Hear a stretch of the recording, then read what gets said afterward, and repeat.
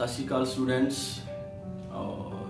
अज असी अपने पंजाबी MA का जोड़ा पाठ्यक्रम है वो नाटक बारे गलबात करांगे।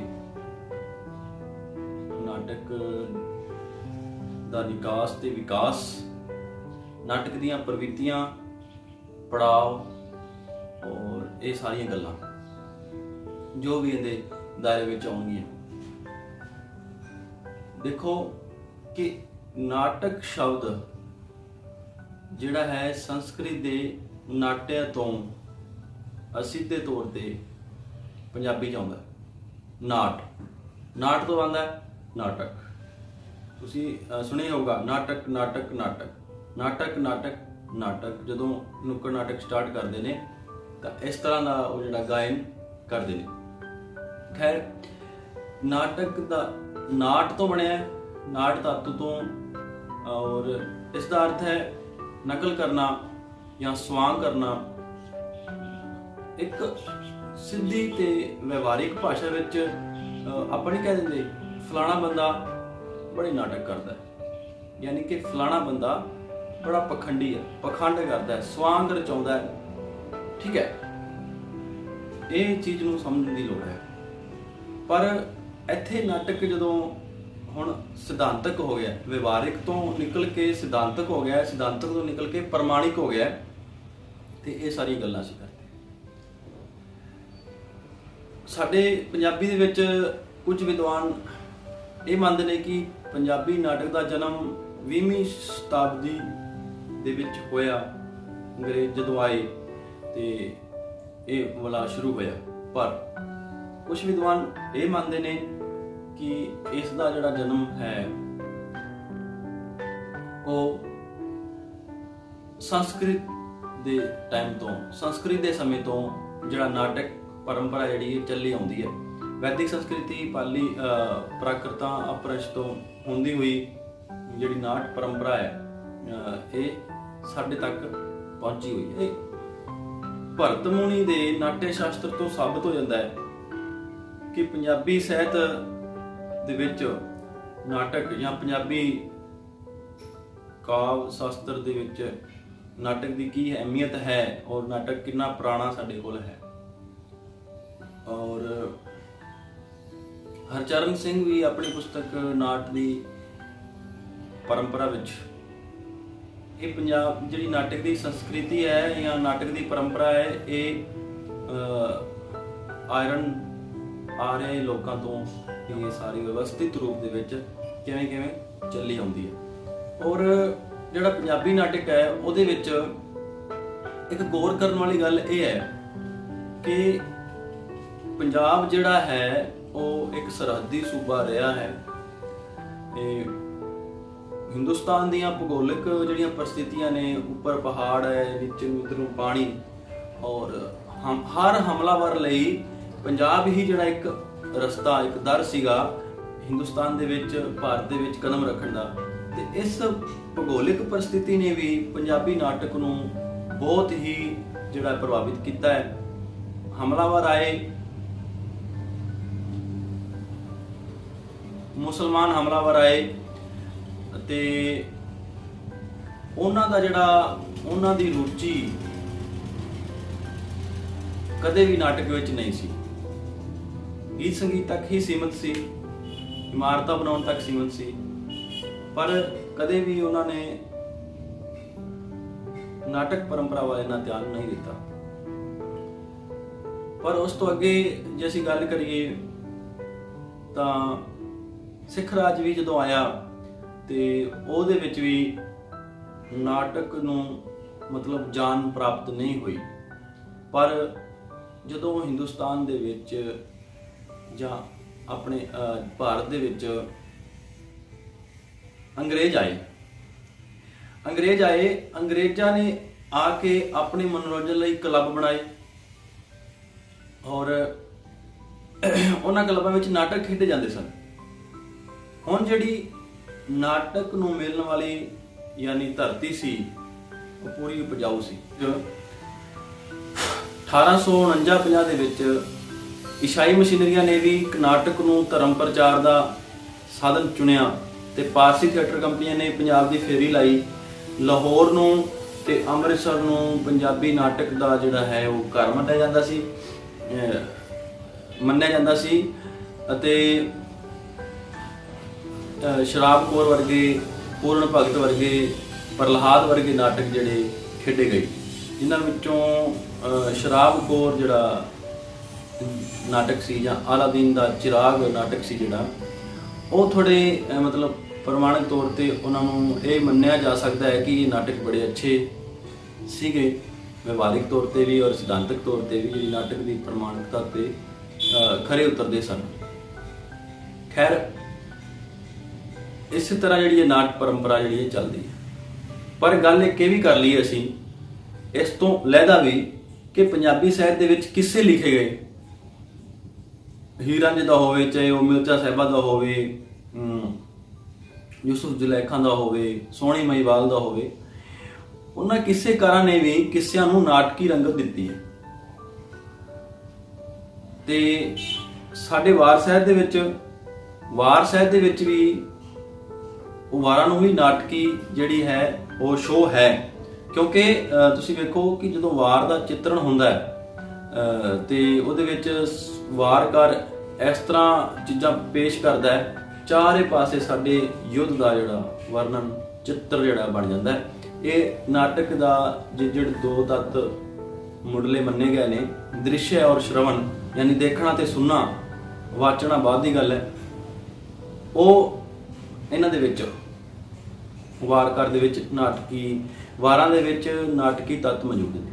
ਅੱਛਾ, ਜੇ ਅਸੀਂ ਇਹ ਵੇਖੀਏ ਸਾਡੇ ਪੰਜਾਬ ਦੇ ਜਾਂ ਹੋਰ ਪੰਜਾਬੀ ਇਲਾਕਿਆਂ ਦੇ ਵਿੱਚ ਨੁੱਕੜ ਨਾਟਕ, ਨਕਲਾਂ, ਤਮਾਸ਼ੇ, ਰਾਸ ਲੀਲਾ, ਰਾਮ ਲੀਲਾ ਵਰਗੇ ਹੁੰਦੇ ਰਹੇ। ਇਹ ਵੀ ਇੱਕ ਨਾਟਕ ਪਰੰਪਰਾ ਦੇ ਤਹਿਤ ਹੀ ਜਿਹੜੀ ਚੱਲਦੀ ਆ ਰਹੀ ਪਰੰਪਰਾ ਸੀ। ਔਰ ਇਸੇ ਲੜੀ ਨੂੰ ਜੋੜਦੇ ਅਸੀਂ ਵੇਖੀਏ, ਜੇਕਰ ਬਾਬੇ ਨਾਨਕ ਨੇ ਸੁਮੇਰ ਪਰਬਤ ਤੇ ਬੈਠ ਕੇ ਨਾਥਾਂ ਜੋਗੀਆਂ ਨਾਲ ਮੁਲਾਕਾਤਾਂ ਕੀਤੀਆਂ, ਉਹਨਾਂ ਨਾਲ ਗੱਲਬਾਤ ਕੀਤੀ, ਵਾਰਤਾਲਾਪ ਕੀਤਾ ਹੈ, ਸੰਵਾਦ ਕੀਤਾ ਆਪਸੀ ਵਿੱਚ, ਤੇ ਇਹ ਵੀ ਜਿਹੜਾ ਹੈ ਇਹ ਵੀ ਇੱਕ ਨਾਟਕੀ ਸ਼ੋਅ ਵਾਲੀ ਹੀ ਮੰਨ ਲਓ ਪਰਿਸਥਿਤੀ ਪੈਦਾ ਹੁੰਦੀ ਹੈ। ਖੈਰ ਹੁਣ ਅਸੀਂ ਨਾਟਕ ਦੇ ਪੜਾਵਾਂ ਬਾਰੇ ਗੱਲ ਕਰਾਂਗੇ। ਮੁੱਢਲੇ ਦੌਰ ਦੀ ਗੱਲ ਕਰੀਏ ਤਾਂ 1913 ਤੋਂ ਪਹਿਲਾਂ ਤੇ ਉਹਦੇ ਨਾਲ ਲੱਗਦਾ ਜਿਹੜਾ ਸਮਾਂ ਉਹ ਵਾਲਾ ਕਿ 20ਵੀਂ ਸਦੀ ਵਿੱਚ, ਜਿਵੇਂ ਮੈਂ ਪਹਿਲਾਂ ਹੀ ਕਿਹਾ ਕਿ ਅੰਗਰੇਜ਼ਾਂ ਦੇ ਆਉਣ ਤੇ ਨਾਟਕ ਨੂੰ ਜਿਹੜੀ ਉਪਜਾਊ ਜ਼ਮੀਨ ਮਿਲ ਗਈ ਸੀ। ਜੇ ਪਾਰਸੀ ਥੀਏਟਰ ਕੰਪਨੀਆਂ ਵੱਲੋਂ ਜਦੋਂ ਨਾਟਕ ਖੇਡੇ ਗਏ ਤੇ ਲਗਾਤਾਰ ਖੇਡਣ ਕਰਕੇ ਉਹਨਾਂ ਦਾ ਪੱਧਰ ਜਿਹੜਾ ਉੱਚਾ ਹੋ ਗਿਆ, ਪਰ ਇੱਧਰ ਉਹਦੇ ਵਿਰੋਧ ਵਿੱਚ ਖੜੇ ਰਾਸਧਾਰੀਏ ਜਾਂ ਹੋਰ ਜਿਹੜੇ ਲੋਕ ਨਕਲਾਂ ਕਰਦੇ ਸੀ, ਉਹਨਾਂ ਨੇ ਪੰਜਾਬੀ ਵਿੱਚ ਤੇ ਪੰਜਾਬ ਵਿੱਚ ਜਿਹੜੀਆਂ ਨੇ ਨਕਲਾਂ ਤੇ ਰਾਸ ਲੀਲਾਵਾਂ ਜਿਹੜੀਆਂ ਕਰਨੀਆਂ ਸ਼ੁਰੂ ਕਰ ਦਿੱਤੀਆਂ ਵੱਡੇ ਪੱਧਰ ਉੱਤੇ। ਤੇ ਫਿਰ ਇਹ ਗੱਲ ਜਿਹੜੀ ਸੀ ਈਸਾਈ ਮਸ਼ੀਨਰੀ ਦੇ ਬਿਲਕੁਲ ਵਿਰੋਧ ਵਿੱਚ ਜਿਹੜੀ ਬਣੀ ਸੀ ਸਿੰਘ ਸਭਾ ਲਹਿਰ, ਉਹਨਾਂ ਨੂੰ ਸਿੰਘ ਸਭਾ ਲਹਿਰ ਨੂੰ ਵੀ ਸਮਝ ਆ ਗਈ ਸੀ ਕਿ ਜਿਹੜਾ ਨਾਟਕ ਹੈ ਉਹ ਮਨੋਰੰਜਨ ਤੇ ਕੁਰੀਤੀਆਂ ਤੋਂ ਲਹਿਦਾ ਇੱਕ ਬਹੁਤ ਵਧੀਆ ਪ੍ਰਚਾਰ ਦਾ ਵੀ ਸਾਧਨ ਹੈ। ਇਸ ਕਰਕੇ ਉਹਨਾਂ ਨੇ ਖਾਲਸਾ ਟੈਂਪਰੈਂਸ ਸੁਸਾਇਟੀ ਦੀ ਸਥਾਪਨਾ ਕੀਤੀ ਔਰ ਉਸਨੇ ਨਾਟਕ ਖੇਡਣੇ ਸ਼ੁਰੂ ਕੀਤੇ। ਗਿਆਨੀ ਦਿੱਤ ਸਿੰਘ ਹੋਰਾਂ ਦਾ ਸੁਪਰ ਨਾਟਕ, ਜਿਹੜੀ ਇੱਕ ਬੜੀ ਲੰਮੀ ਬ੍ਰਿਤਾਂਤਕ ਕਵਿਤਾ ਸੀ, ਭਾਈ ਵੀਰ ਸਿੰਘ, ਰਾਜਾ ਲਖਦਾਤਾ, ਇਸ ਤਰ੍ਹਾਂ ਦੇ ਨਾਟਕ ਲਿਖੇ ਗਏ ਤੇ ਖੇਡੇ ਗਏ। ਇਸ ਤੋਂ ਇਲਾਵਾ ਸੰਸਕ੍ਰਿਤੀ ਤੋਂ ਅਨੁਵਾਦ ਕਰਕੇ ਪੰਜਾਬੀ ਵਿੱਚ ਲਿਆਂਦੇ ਗਏ ਅਤੇ ਕੁਝ ਪੱਛਮੀ ਸਾਹਿਤ ਦੇ ਜਿਹੜੇ ਨਾਟਕ ਸੀ ਉਹਨਾਂ ਦਾ ਵੀ ਬੜੇ ਪੱਧਰ ਤੇ ਅਨੁਵਾਦ ਕੀਤਾ। ਨਾਟਕਾਂ ਦਾ ਜਿਹੜਾ ਅਨੁਵਾਦ ਸ਼ੁਰੂ ਹੋਇਆ, ਨਾਟਕ ਖੇਡਣੇ ਸ਼ੁਰੂ ਹੋਏ। ਅਗਨੀ ਭੂਮਨ ਸ਼ਕੁੰਤਲਾ ਵਿੱਚ ਅਨੁਵਾਦ ਕੀਤਾ ਗਿਆ। ਪਰ ਜਦੋਂ ਅਸੀਂ ਨਾਟਕਾਂ ਨੂੰ ਅਨੁਵਾਦ ਕਰਦੇ ਹਾਂ ਤੇ ਉਹਨਾਂ ਦਾ ਮੌਲਿਕ ਪੱਧਰ ਜਿਹੜਾ ਖਤਮ ਹੋ ਜਾਂਦਾ ਹੈ। ਇਸ ਕਰਕੇ ਕੁਝ ਲੇਖਕਾਂ ਨੇ ਨਾਟਕ ਲਿਖਣੇ ਸ਼ੁਰੂ ਕੀਤੇ। ਬਾਬਾ ਬੋਧ ਸਿੰਘ ਨੇ ਹਰੀਚੰਦਰ ਲਿਖਿਆ, ਭਾਈ ਵੀਰ ਸਿੰਘ ਨੇ ਰਾਜਾ ਲਖਦਾਤਾ ਸਿੰਘ, ਨਲ ਦਮਯੰਤੀ, ਇਸ ਤਰ੍ਹਾਂ ਦੇ ਜਿਹੜੇ ਨਾਟਕ ਲਿਖੇ ਔਰ ਖੇਡੇ ਗਏ। ਇਹ ਦੌਰ ਜਿਹੜਾ ਹੈ ਪੰਜਾਬੀ ਸਾਹਿਤ ਲਈ, ਪੰਜਾਬੀ ਨਾਟਕ ਲਈ ਅਪਰਪੱਕਤਾ ਦਾ ਦੌਰ ਸੀ, ਮੁੱਢਲਾ ਦੌਰ ਸੀ। ਪਰ ਅਗਲੇ ਹੀ ਦੌਰ ਵਿੱਚ ਜਿਹੜਾ ਅੰਗਰੇਜ਼ਾਂ ਦੀ ਸਰਪ੍ਰਸਤੀ ਹੇਠ ਪੰਜਾਬੀ ਨਾਟਕ ਨੇ ਬਹੁਤ ਵਿਕਾਸ ਕੀਤਾ, ਜਿਹੜਾ ਕਿ ਦੂਸਰਾ ਪੜਾਅ ਜਾਂ ਜਿਸਦਾ ਦੂਸਰਾ ਦੌਰ ਹੈ। ਪੰਜਾਬੀ ਨਾਟਕ ਦਾ ਇਹ ਦੌਰ ਜਿਹੜਾ ਹੈ ਉਹ ਵਿਕਾਸ ਦਾ ਦੌਰ ਹੈ। ਉਹ ਕਿਸ ਤਰ੍ਹਾਂ ਕਿ ਇਸ ਦੌਰ ਦੇ ਵਿੱਚ ਦੌਰ ਹੈ।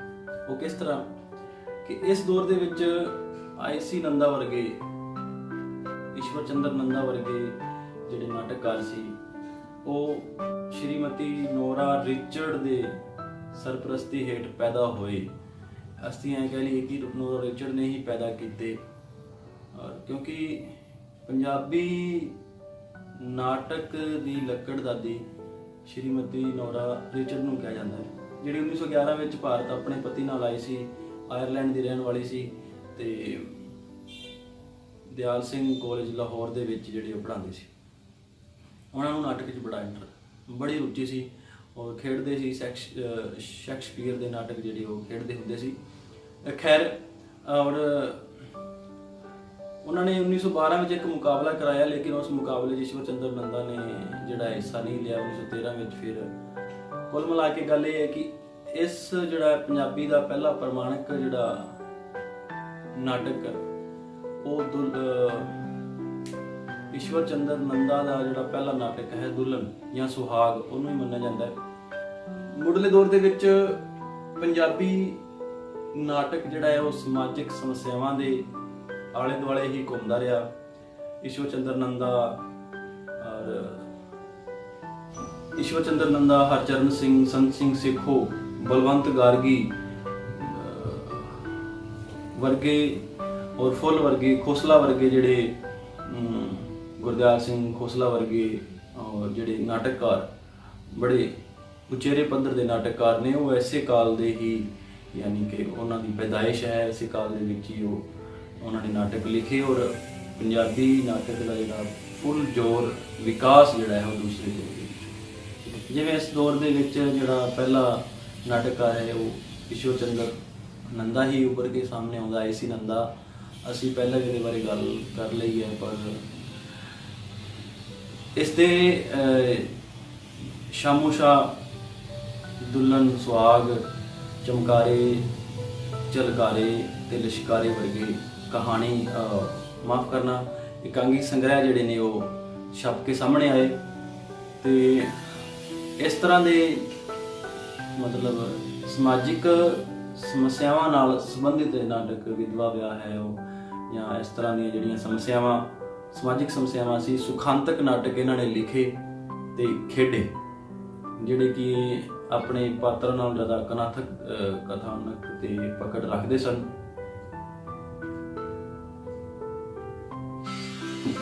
ਇਸ ਤੋਂ ਜਿਹੜਾ ਅਗਲਾ ਨਾਟਕਕਾਰ ਹੈ ਹਰਚਰਨ ਸਿੰਘ, ਯਥਾਰਥਵਾਦੀ ਸ਼ੈਲੀ ਨਾਲ ਸੰਬੰਧਿਤ ਨਾਟਕ ਲਿਖਦਾ ਰਿਹਾ।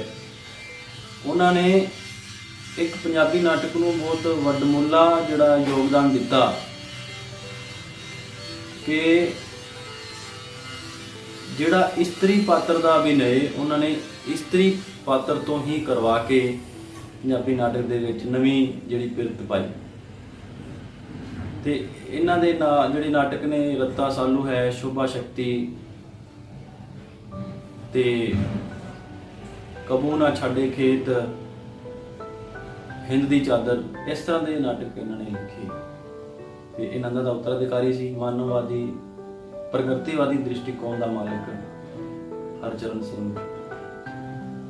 ਇਸ ਤੋਂ ਅੱਗੇ ਅਸੀਂ ਗੱਲ ਕਰਾਂਗੇ ਸੰਤ ਸਿੰਘ ਸੇਖੋ ਦੀ।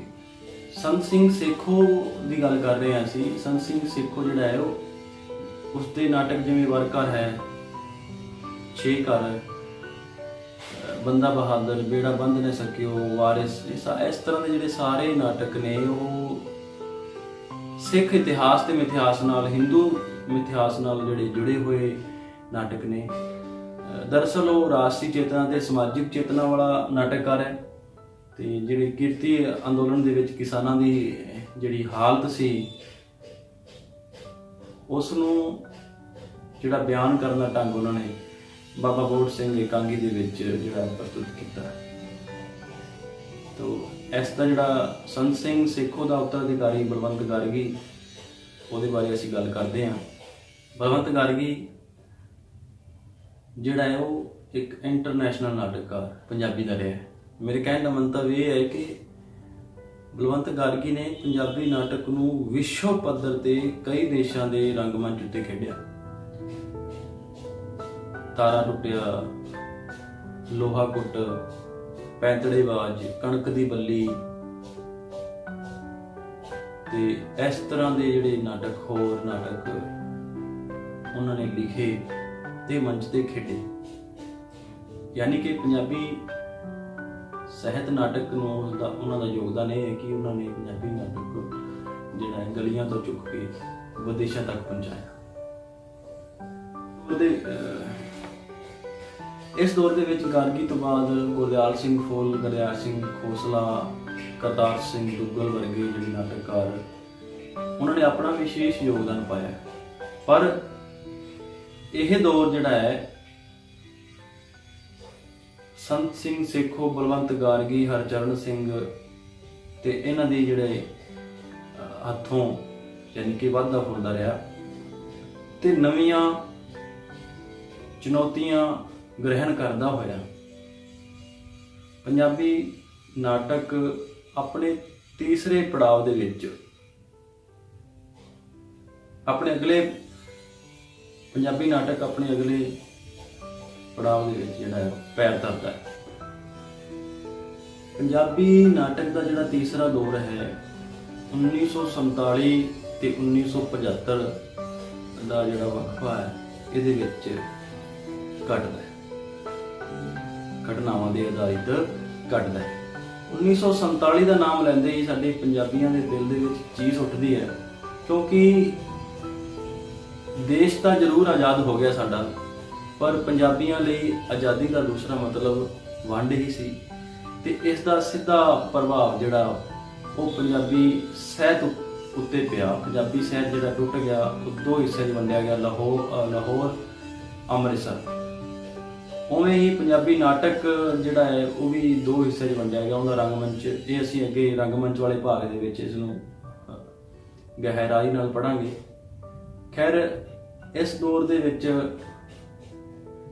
ਗਾਰਗੀ, ਸੇਖੋਂ ਤੇ ਇਹ ਵਾਲੇ ਜਿਹੜੇ ਨਾਟਕਕਾਰ ਅਸੀਂ ਪਹਿਲਾਂ ਹੁਣੇ ਪੜ੍ਹੇ ਆ ਪਿਛਲੇ ਦੌਰ ਦੇ ਵਿੱਚ, ਬੜੇ ਇੱਕ ਕਾਰਜਸ਼ੀਲ ਰਹੇ। ਇਹਨਾਂ ਨੇ ਸਾਰੀਆਂ ਸੰਭਾਵਨਾਵਾਂ ਆਪਣੀਆਂ ਇਸ ਦੌਰ ਦੇ ਵਿੱਚ ਹੀ ਹੰਡਾਈਆਂ ਤੇ ਨੰਦਾ ਵਰਗੇ ਚਮਕਾਰੇ, ਚਲਕਾਰੇ, ਲਸ਼ਕਾਰੇ ਆਪਣੀਆਂ ਕਾਂਗੀ ਸੰਗ੍ਰਹਿ ਇਸੇ ਦੌਰ ਦੇ ਵਿੱਚ ਹੀ ਉਹਨਾਂ ਦੀਆਂ ਛਪਦੀਆਂ ਨੇ। ਤੇ ਇਸ ਦੌਰ ਦੇ ਜਿਹੜੇ ਨਵੇਂ ਨਾਟਕਕਾਰ ਨੇ, ਮੁੱਖ ਨਾਟਕਕਾਰ ਸੁਰਜੀਤ ਸਿੰਘ ਸੇਠੀ, ਕਪੂਰ ਸਿੰਘ ਘੁੰਮਣ, ਹਰਚਰਨ ਸਿੰਘ ਤੇ ਗੁਰਚਰਨ ਸਿੰਘ ਜਸੂਜਾ। ਹੁਣ ਅਸੀਂ ਇਹਨਾਂ ਬਾਰੇ ਵਾਚਾਂਗੇ। ਤੀਸਰੇ ਦੌਰ ਦੇ ਵਿੱਚ ਦੂਸਰੇ ਪੜਾਅ ਦਾ ਨਾਟਕਕਾਰ ਸੁਰਜੀਤ ਸਿੰਘ ਸੇਠੀ, ਜਿਸ ਨੂੰ ਥੀਏਟਰ ਦੀ ਕਾਫੀ ਡੂੰਘੀ ਜਾਣਕਾਰੀ ਸੀ ਤੇ ਪੰਜਾਬੀ ਵਿਭਾਗ ਦੇ ਥੀਏਟਰ ਦਾ ਮੁਖੀ ਵੀ ਰਿਹਾ ਤੇ ਉਸਨੇ ਪ੍ਰਯੋਗ ਕੀਤੇ ਪੰਜਾਬੀ ਨਾਟਕ ਦੇ ਵਿੱਚ। ਇਤਿਹਾਸ ਮਿਥਿਹਾਸ ਤੋਂ ਸ਼ੁਰੂ ਕਰਕੇ ਪੱਛਮੀ ਰੰਗਤ ਵੱਲ ਵਧਿਆ ਤੇ ਪੰਜਾਬੀ ਨਾਟਕ ਨੂੰ ਸਿੱਧੇ ਤੌਰ ਤੇ ਉਸਨੇ ਪੱਛਮੀ ਰੰਗਤ ਅਧੀਨ ਲੈ ਕੇ ਆਂਦਾ। ਕਿੰਗ ਮਿਰਜ਼ਾ ਤੇ ਸਪੇਰਾ ਤੇ ਮਰਦ ਨਹੀਂ, ਤੀਵੀਂ ਨਹੀਂ, ਇਸ ਤਰ੍ਹਾਂ ਦੇ ਜਿਹੜੇ ਨਾਟਕ ਉਹ ਆਪਣੇ ਦਾਇਰੇ ਵਿੱਚ ਲੈ ਕੇ। ਇਸ ਤੋਂ ਬਾਅਦ ਕਪੂਰ ਸਿੰਘ ਘੁੰਮਣ ਨੂੰ ਅਸੀਂ ਸੁਰਜੀਤ ਸਿੰਘ ਸੇਠੀ ਦਾ ਉੱਤਰਾਧਿਕਾਰੀ ਮੰਨ ਲਈਏ ਤਾਂ ਠੀਕ ਹੈ, ਕਿਉਂਕਿ ਇਸਨੇ ਉਸ ਦੀ ਸ਼ੈਲੀ ਦੇ ਆਧਾਰ ਤੇ ਹੀ ਨਾਟਕ ਲਿਖੇ।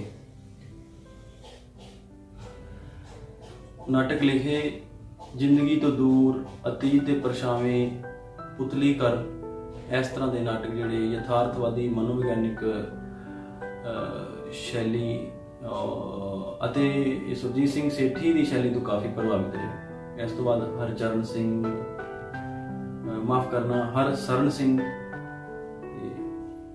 ਸਿੰਘ ਜਿਹੜਾ ਹੈ ਉਹ ਮਾਰਕਸਵਾਦੀ ਰਾਜਸੀ ਚੇਤਨਾ ਤੋਂ ਆਧਾਰਿਤ ਹੈ। तो प्रभावित है, माफ करना। और वो मिडल क्लास यानी मध्य वर्ग का नाटककार हो नहीं पड़ता है।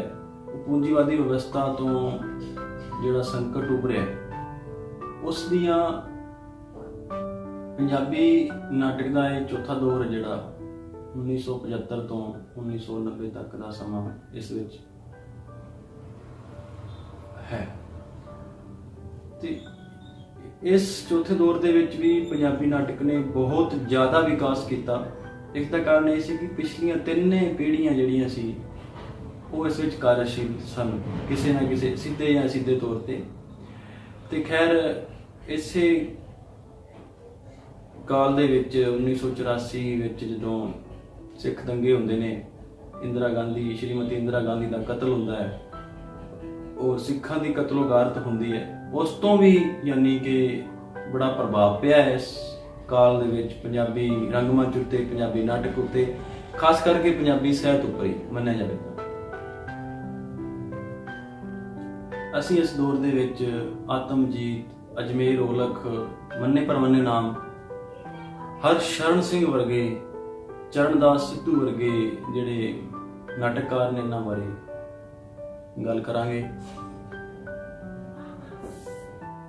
ਆਤਮਜੀਤ ਸਿੰਘ ਤੀਸਰੀ ਪੀੜ੍ਹੀ ਦਾ ਮੋਢੀ ਨਾਟਕਕਾਰ ਹੈ ਤੇ ਇਹ ਪੰਜਾਬੀ ਸੱਭਿਆਚਾਰ ਦੇ ਬਿੰਬਾਂ ਨੂੰ ਜਾਂ ਲੋਕ ਧੁਨੀਆਂ ਨੂੰ ਆਪਣੇ ਨਾਟਕਾਂ ਵਿੱਚ ਖੁੱਲ੍ਹ ਕੇ ਜਿਹੜਾ ਇਸਤੇਮਾਲ ਕਰਦਾ ਹੈ।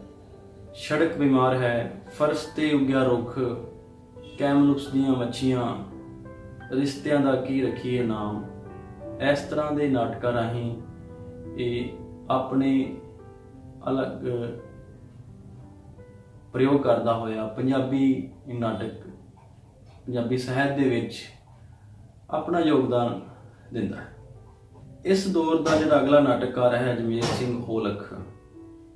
ਅਜਮੇਰ ਸਿੰਘ ਔਲਖ ਬੜਾ ਮਤਲਬ ਇਸ ਤਰ੍ਹਾਂ ਇੱਕ ਨਵੀਂ ਚੀਜ਼ ਲੈ ਕੇ, ਨਵੇਕਲੀ ਚੀਜ਼ ਲੈ ਕੇ ਆਇਆ ਪੰਜਾਬੀ ਨਾਟਕ ਦੇ ਵਿੱਚ, ਕਿਉਂਕਿ ਇਹ ਮਾਲਵੇ ਨਾਲ ਸੰਬੰਧ ਰੱਖਦਾ ਸੀ ਤੇ ਇਹ ਆਂਚਲਿਕਤਾ ਤੋਂ ਪ੍ਰਭਾਵਿਤ ਹੋ ਕੇ ਆਪਣੇ ਮਲਵਈ ਖਿੱਤੇ ਦੇ ਨਿਮਨ ਕਿਸਾਨਾਂ ਦੀ ਆਵਾਜ਼ ਆਪਣੀ ਆਂਚਲਿਕਤਾ ਰਾਹੀਂ ਮਲਵਈ ਰੰਗ ਢੰਗ ਨਾਲ ਆਪਣੇ ਨਾਟਕਾਂ 'ਚ ਪੇਸ਼ ਕਰਦਾ ਹੈ। ਪ੍ਰਮੁੱਖ ਨਾਟਕ ਨੇ ਅਰਬਦ ਨਰਬਦ ਧੁੰਦੂਕਾਰਾ, ਤੂੜੀ ਵਾਲਾ ਕੋਠਾ, ਬਗਾਨੇ ਗੋੜ ਦੀ ਛਾਂ ਤੇ ਇਸ਼ਕ ਜਿਨ੍ਹਾਂ ਦੇ ਹੱਡੀ ਰਚਿਆ, ਇਸ਼ਕ ਬਾਝੋਂ ਨਮਾਜ਼ ਦਾ ਹੱਜ ਨਹੀਂ। ਇਸ ਤਰ੍ਹਾਂ ਦੇ ਪ੍ਰਮੁੱਖ ਨਾਟਕ, ਆਂਚਲਿਕ ਨਾਟਕ ਲੈ ਕੇ ਪੰਜਾਬੀ ਸਾਹਿਤ, ਪੰਜਾਬੀ ਨਾਟਕ ਦੇ ਸਾਹਿਤ ਨੂੰ ਵੱਡਮੁੱਲਾ ਜਿਹੜਾ ਯੋਗਦਾਨ ਅਜਮੇਰ ਸਿੰਘ ਔਲਖ ਦਾ ਮੰਨਿਆ ਜਾਂਦਾ। ਚਰਨਦਾਸ ਸਿੱਧੂ ਇਸ ਪੜਾਅ ਦਾ ਜਿਹੜਾ ਅਗਲਾ ਨਾਟਕਕਾਰ ਹੈ ਤੇ ਉਹ ਦੁਆਬਾ ਆਂਚਲਿਕਤਾ ਨੂੰ ਔਲਖ ਦੀ ਤਰ੍ਹਾਂ ਉਹ ਮਲਵਈ ਆਂਚਲਿਕਤਾ ਨੂੰ ਅਪਣਾਉਂਦਾ ਹੈ, ਦੁਆਬਾ ਆਂਚਲਿਕਤਾ ਨੂੰ ਅਪਣਾਉਂਦਾ ਹੈ ਤੇ ਪੰਜਾਬੀ ਰੰਗਮੰਚ ਨੂੰ ਜਿੰਦਾ ਰੱਖਣ ਦੇ ਵਿੱਚ ਵੀ, ਲਹਿਰ ਨੂੰ ਜਿੰਦਾ ਰੱਖਣ ਦੇ ਵਿੱਚ ਵੀ ਇਸ ਦਾ ਵੱਡਮੁੱਲਾ ਯੋਗਦਾਨ ਹੈ। ਔਰ ਆਪਣੀ ਕਾਲਜ ਦੀ ਜਿਹੜੀ ਸੁਸਾਇਟੀ ਸੀ ਉਹਦੇ ਵਿੱਚ ਭਾਗ ਲੈਂਦੇ ਹੋਏ ਭਜਨੋਂ ਨਾਟਕ ਰਾਹੀਂ ਪੰਜਾਬੀ ਸਾਹਿਤ ਦੇ ਵਿੱਚ ਚਰਨਦਾਸ ਸਿੱਧੂ ਆਪਣੀ ਹਾਜ਼ਰੀ ਜਿਹੜੀ ਮਕਬੂਲ ਕਰਵਾਉਂਦੇ ਹਨ।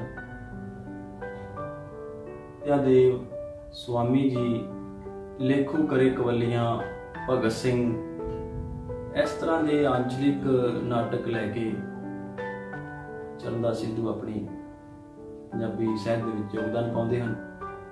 ਔਰ ਇਸ ਤੋਂ ਬਾਅਦ ਸਿੱਧੂ ਤੋਂ ਬਾਅਦ ਗੁਰਸ਼ਰਨ ਸਿੰਘ ਦਾ ਨਾਮ ਪੰਜਾਬੀ ਨਾਟਕ ਦੇ ਵਿੱਚ ਸੁਨਹਿਰੇ ਅੱਖਰਾਂ 'ਚ ਲਿਖਿਆ ਜਾਊਗਾ। ਜੇਕਰ ਨੰਦਾ ਨੇ, ਨੋਰਾ ਰਿਚਰਡ ਨੇ ਪੰਜਾਬੀ ਨਾਟਕ ਨੂੰ ਜਨਮ ਦਿੱਤਾ ਤੇ ਪੰਜਾਬੀ ਨਾਟਕ ਨੂੰ ਸਿਖਰ ਤੱਕ ਲਿਜਾਉਣ ਦਾ ਕੰਮ, ਪੰਜਾਬੀ ਰੰਗਮੰਚ ਨੂੰ ਸਿਖਰ ਤੱਕ ਲਿਜਾਉਣ ਦਾ ਕੰਮ ਜਿਹੜਾ ਗੁਰਸ਼ਰਨ ਸਿੰਘ ਹੋਰਾਂ ਨੇ ਕੀਤਾ। ਪੰਜਾਬੀ ਨਾਟਕ ਜਾਂ ਪੰਜਾਬੀ ਸਾਹਿਤ ਦੇ ਵਿੱਚ ਇਹਨਾਂ ਦਾ ਨਾਮ ਲੈਂਦੇ ਹੀ ਪੰਜਾਬੀ ਨਾਟਕ ਦੀ ਰੂਹ ਖਿੜ ਜਾਂਦੀ ਹੈ। ਉਹਨਾਂ ਦਾ ਪੰਜਾਬੀ ਨਾਟਕ ਦਾ ਖੂਨ ਦੁੱਗਣੀ ਰਫ਼ਤਾਰ ਨਾਲ ਚੱਲਣ ਲੱਗਦਾ ਹੈ, ਕਿਉਂਕਿ ਇਹਨਾਂ ਨੇ ਪੰਜਾਬੀ ਨਾਟਕ ਨੂੰ ਘਰ ਘਰ ਤੱਕ ਪੰਜਾਬ ਦੀ ਹਰ ਗਲੀ ਹਰ ਮੁਹੱਲੇ ਤੱਕ ਪਹੁੰਚਾਇਆ। ਨੁੱਕੜ ਨਾਟਕ ਦਾ ਬਾਦਸ਼ਾਹ ਮੰਨਿਆ ਜਾਂਦਾ। ਉਹਨਾਂ ਦੇ ਪ੍ਰਮੁੱਖ ਨੁੱਕੜ ਨਾਟਕ, ਮੈਂ ਨੁੱਕੜ ਨਾਟਕ ਤਾਂ ਹੀ ਇਸੇ ਕਰਕੇ ਕਹਿ ਰਿਹਾ ਉਹਨਾਂ ਨਾਟਕਾਂ ਨੂੰ ਕਿਉਂਕਿ ਉਹਨਾਂ ਨੇ ਲਗਭਗ ਹਰ ਨਾਟਕ ਨੂੰ ਪੰਜਾਬ ਦੀ ਹਰ ਨੁੱਕੜੇ ਬੈਠ ਕੇ ਖੇਡਿਆ। ਧਮਕ ਨਗਾਰੇ ਦੀ ਜਦੋਂ ਰੋਸ਼ਨੀ ਹੁੰਦੀ ਹੈ, ਚਾਂਦਨੀ ਚੌਂਕ ਤੋਂ ਸਰਹੰਦ ਤੱਕ, ਉਹਨਾਂ ਦੇ ਨਾਟਕ ਪੰਜਾਬ ਦੀ ਸੰਕਟਮਈ ਸਥਿਤੀ ਨਾਲ ਸੰਬੰਧਿਤ ਹਨ। ਕਰਫਿਊ, ਤੇਰਾ ਨਾਮ ਪੰਜਾਬ, ਮੈਂ ਉਗਰਵਾਦੀ ਨਹੀਂ, ਜੀਣ ਦਾ ਹੱਕ ਹਰ ਇੱਕ ਨੂੰ ਹੋਣਾ ਚਾਹੀਦਾ ਹੈ, ਤਮਾਸ਼ੇ, ਇਸ ਤਰ੍ਹਾਂ ਦੇ ਨਾਟਕਾਂ ਰਾਹੀਂ ਜਾਂ ਇਸ ਤਰ੍ਹਾਂ ਕਹੀਏ ਕਿ ਨੁੱਕੜ ਨਾਟਕਾਂ ਰਾਹੀਂ ਪੰਜਾਬੀ ਸਾਹਿਤ ਨੂੰ ਬਹੁਤ ਵੱਡਾ ਵਡਮੁੱਲਾ ਜਿਹੜਾ ਯੋਗਦਾਨ ਉਹ ਇਹਨਾਂ ਨੇ ਦਿੱਤਾ ਹੈ। ਤੇ ਇਸ ਤੋਂ ਬਾਅਦ ਪੰਜਾਬੀ ਨਾਟਕ ਵਿਕਾਸ ਕਰਦਾ ਹੋਇਆ ਆਪਣੇ ਅਖੀਰਲੇ ਯਾਨੀ ਕਿ 5ਵੇਂ ਦੌਰ ਦੇ ਵਿੱਚ ਪ੍ਰਵੇਸ਼ ਕਰਦਾ ਹੈ, ਆਪਣੇ ਪੈਰ ਰੱਖਦਾ ਹੈ। ਤੇ ਇਸ ਦੌਰ ਦੇ ਵਿੱਚ ਪਿਛਲੀਆਂ ਪੀੜ੍ਹੀਆਂ ਦੇ ਕਾਫੀ ਜਿਹੜੇ ਨਾਟਕਕਾਰ ਨੇ, ਸੇਖੋਂ ਹੈ, ਗਾਰਗੀ ਹੈ, ਜਸਰ ਸਿੰਘ ਜਸੂਜਾ, ਸੇਠੀ, ਕਪੂਰ ਸਿੰਘ ਘੁੰਮਣ, ਹਰਚਰਨ ਸਿੰਘ ਵਰਗੇ, ਗੁਰਚਰਨ ਸਿੰਘ ਵਰਗੇ ਕਾਰਜਸ਼ੀਲ ਰਹਿੰਦੇ ਨੇ, ਐਸੀ ਗੱਲ ਨਹੀਂ। ਤੇ ਹੋਰ ਵੀ ਨਵੇਂ ਨਾਟਕਕਾਰ ਜਿਹੜੇ ਇਸ ਵਿੱਚ ਪ੍ਰਵੇਸ਼ ਕਰਦੇ ਨੇ। 1990 ਤੋਂ ਲੈ ਕੇ ਹੁਣ ਤੱਕ ਦਾ ਸਮਾਂ ਜਿਹੜਾ ਹੈ ਉਹ ਪੰਜਾਬੀ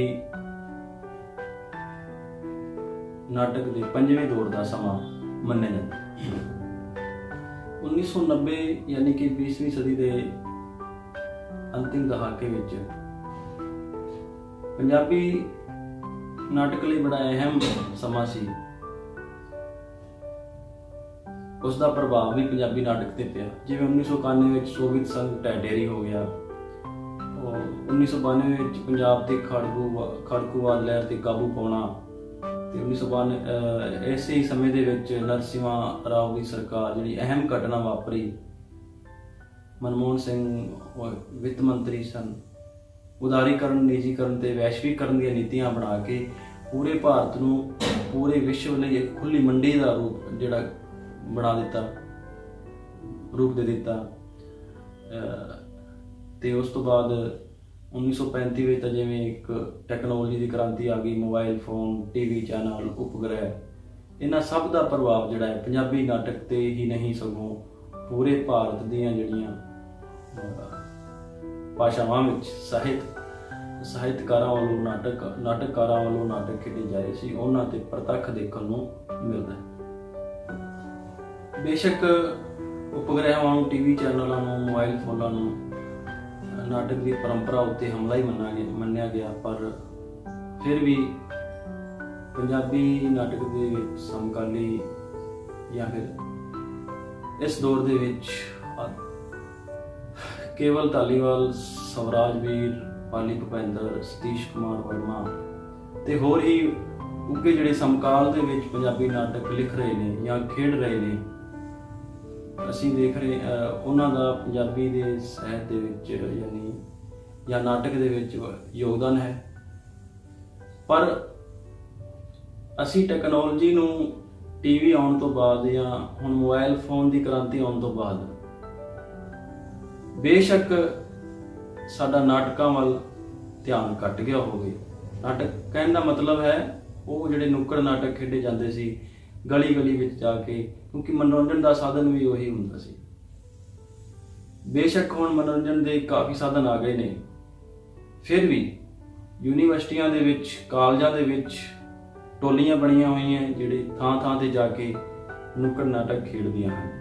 ਉਸ ਤੋਂ ਲਹਿਦਾ ਵੀ ਬੇਸ਼ੱਕ ਉਹ ਵਪਾਰਕ ਪੱਧਰ ਦਾ ਹੋਵੇ, ਉਹਨਾਂ ਦਾ ਮੰਤਵ ਪੈਸਾ ਕਮਾਉਣਾ ਹੋਵੇ, ਕੁਝ ਪ੍ਰਾਈਵੇਟ ਚੈਨਲ ਜਿਹੜੇ ਨੇ ਉਹ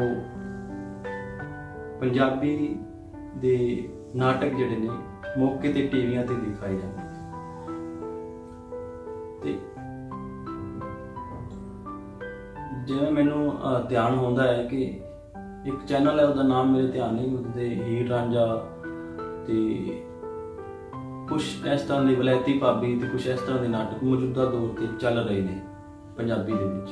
ਹੋਰ ਵੀ ਕਈ ਚੈਨਲਾਂ ਤੇ ਵੱਖਰੇ ਵੱਖਰੇ ਨਾਟਕ, ਫਿਲਮਾਂ, ਇਹ ਸਾਰੇ ਨਾਟਕ ਨਿਰਦੇਸ਼ਨ ਦਾ ਹੀ ਇਹਨਾਂ ਤੇ ਪ੍ਰਭਾਵ ਹੁੰਦਾ ਹੈ, ਜੇ ਕੋਈ ਫਿਲਮ ਹੋਵੇ ਜਾਂ ਕਿਸ ਤਰ੍ਹਾਂ। ਪਰ ਉਪਰੋਕਤ ਵਿਚਾਰ ਚਰਚਾ ਤੋਂ ਬਾਅਦ ਇਹ ਸਿੱਟਾ ਨਿਕਲਦਾ ਹੈ ਕਿ ਪੰਜਾਬੀ ਨਾਟਕ ਜਿਹੜਾ ਹੈ ਅੰਗਰੇਜ਼ਾਂ ਦੀ ਸਰਪ੍ਰਸਤੀ ਹੇਠ ਜਨਮ ਲੈਂਦਾ ਹੈ ਤੇ ਵਿਕਾਸ ਕਰਦਾ ਆ, ਹੁਣ ਤੱਕ ਆਉਂਦਾ ਹੈ। ਆਪਦੇ ਪਿੰਡੇ ਤੇ 47 ਵਰਗੇ ਤੇ 1984 ਸਿੱਖ ਦੰਗੇ ਹੋ ਗਏ, ਜਾਂ ਖੜਕੂਵਾਦ ਲਹਿਰ ਹੋ ਗਈ, 1977 ਦੀ ਐਮਰਜੈਂਸੀ ਹੋ ਗਈ, ਤੇ ਜਾਂ ਫਿਰ ਟੀਵੀ ਚੈਨਲ, ਉਪਗ੍ਰਹਿ, ਇਹਨਾਂ ਦੀਆਂ ਸੰਭਾਵਨਾਵਾਂ ਜਾਂ ਇਹਨਾਂ ਦੇ ਸੰਕਟ ਜਿਹੜੇ ਨੇ ਉਹ ਆਪਣੇ ਪਿੰਡ ਤੇ ਹੰਡਾਉਂਦਾ ਹੈ।